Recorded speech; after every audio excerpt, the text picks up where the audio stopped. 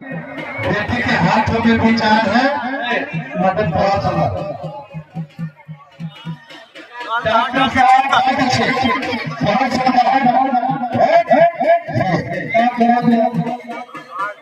क्या बात है, बहुत बेहतरीन, बहुत अच्छे। बीच में छोड़ दे और छोटी महिला खिलाड़ी दोबारा का बुखार है।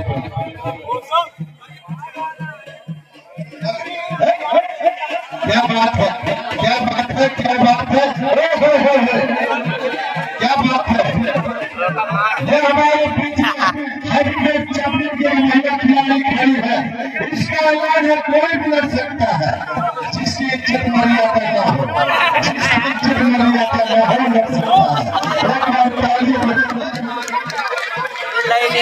संजय भाई